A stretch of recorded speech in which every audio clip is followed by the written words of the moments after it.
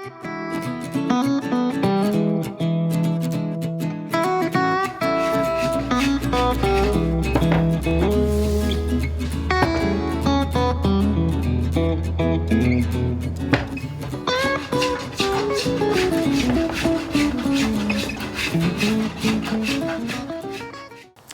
it's Steve here with the final in the 6-part series of the Robert Sorby Pyrography Introductory Ideas and Course. What we've done so far, I've explained how the machine works. I think we made a tic-tac-toe, very simple game that kids could get involved with. We've also did patterns, so you can see how geometric shapes can enhance any woodworking you're doing. And I showed you how to make individual branding parts. So you're not stuck with just what they give you in the kit. You can actually be creative and work out some of your own personalised. As I think I pointed out too, I did a branding iron for many, many years. That was my maker's mark. So here we go. What I want to do is just put it all together, and with this, make one design using the tips you get with the machine, or a tip you get with the machine, also the individual tips we've made, and we'll do some branding and freehand work. I'm not going to do any drawing because I'm not that good at drawing. However, I have seen people doing marvellous jobs on plywood.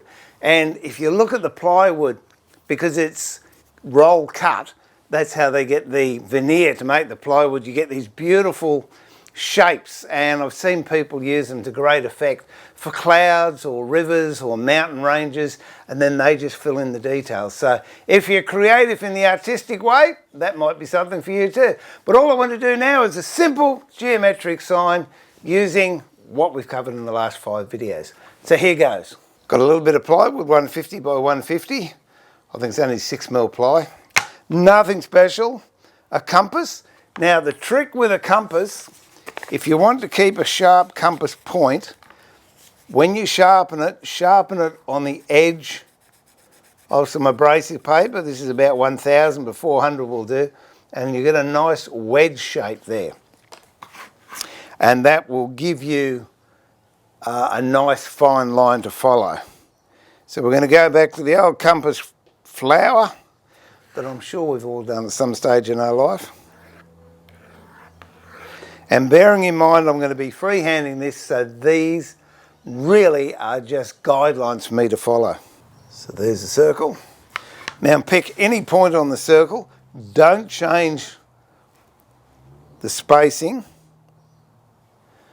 And then just scribe an arc. Where that arc finishes, place your point. Scribe another arc. And continue that all the way around. That's your first pattern. Reduce your compass. It doesn't matter to what size. And then draw another circle in between the petals. You end up with that design. And then at a halfway point between them, if you want to take it a step further, put another row of petals.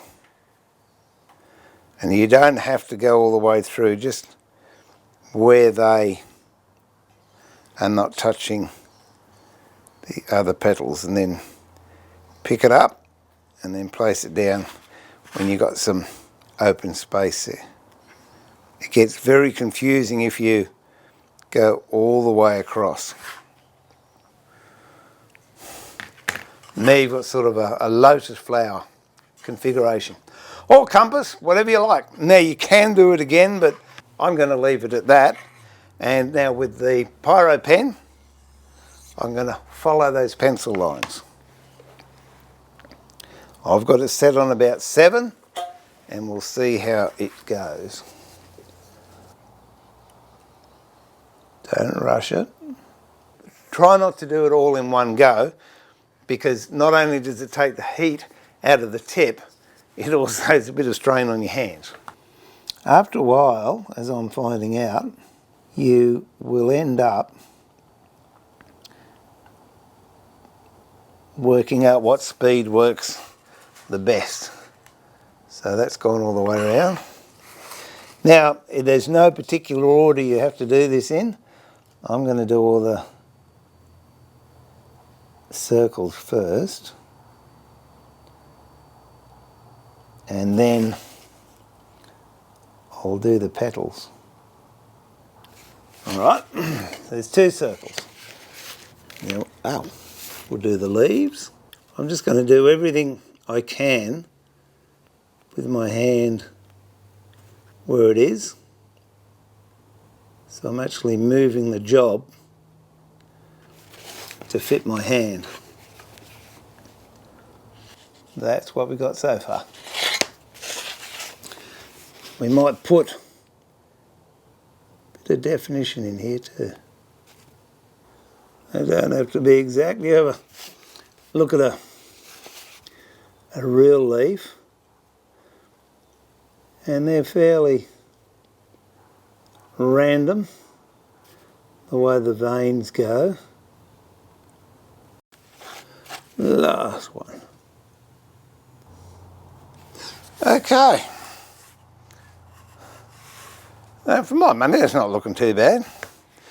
Now what we'll do is turn the machine off, change it over to, we might use the spring one. Remember, this is going to be hot, so when you change it, don't use your fingers. And put it right out of the way. Don't put it on the plastic mat, because there's every chance it will burn the plastic mat. Turn it on. Make sure we've got a good connection. And then a little bit more of a design. Turn it off.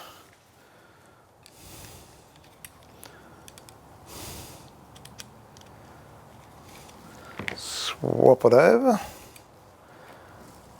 Put it up there so you don't get hit, burnt.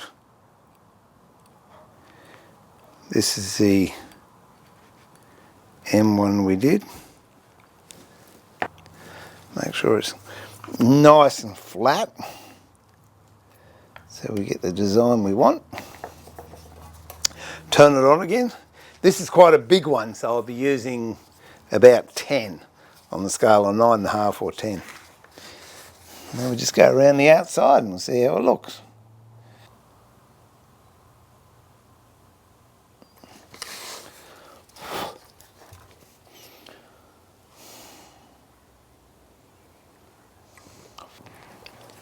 So I said before, if you're not real good with smoke, make sure you've got some sort of dust extraction or smoke extraction or a fan to blow it away on. Now, this has just been a random pattern, random size, so what I've got to do is when I come to the end, I might have to fudge one of the ends or space it a bit more. We'll just see which way it's going to go. I reckon I'll get 2 more in there actually. Just starting to lose the pattern a bit. Just straighten it up with a pair of pliers.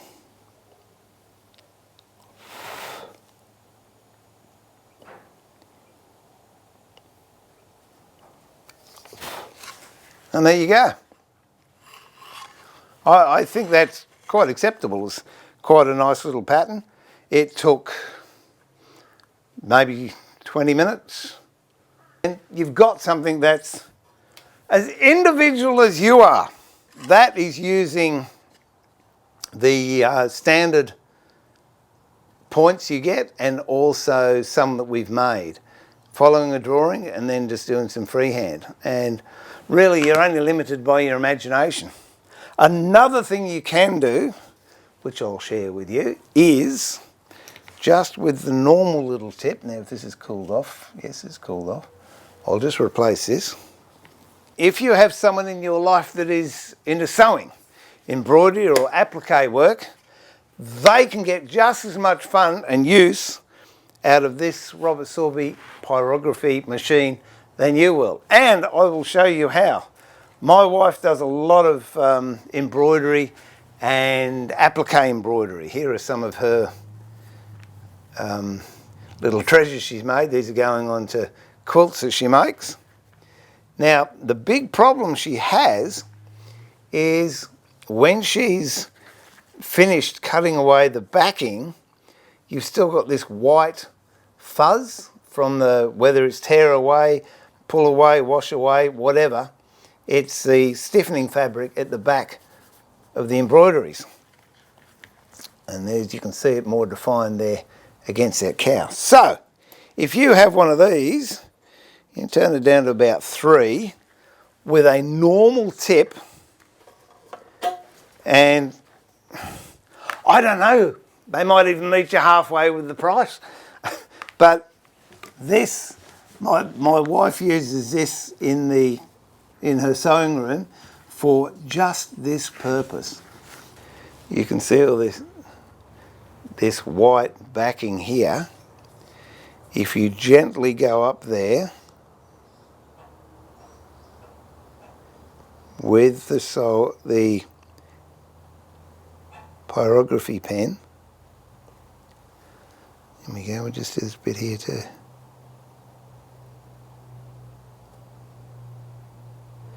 You've got to have a low setting so it doesn't melt the threads. But if you gently just go around, and what it does, it takes all that fluffy stuff away and gives it a nice edge. So there you go. If you're thinking of getting into pyrography and you want the Robert Sorby Pyrography machine, which is the Peter Childs version, there, and I'll turn it off. That's the machine there. Mention it to other people in your household, and if they're into sewing and embroidery like my wife, they might help you with the purchase. So anyway, it's worth a try. Fantastic bit of gear. So I hope you've got something from these 6 tutorials and you're going to get creative and give it a go. Don't forget, it's for box lids. It's for marking bits in the shed. It's for cleaning up embroidery. And I reckon when they developed this machine, that was not on their list of things it could do. So there you go, Robert Sorby, add that to your list. You can help out in the sewing room. So anyway, that's it. Be careful of your fingers, be gently with it, start at a low heat and build it up, and gradually you'll find out what heat works best for you at the speed you work, the material you're using, and the design you're also doing. Can't think of anything else. So this is Steve pulling the shed door down for Carpetech and Robert Sorby and saying thank you all for watching. I hope you get something from it, and be creative in whatever you're doing. Until we meet again, thanks for your attention. Catch up with you soon. Bye for now.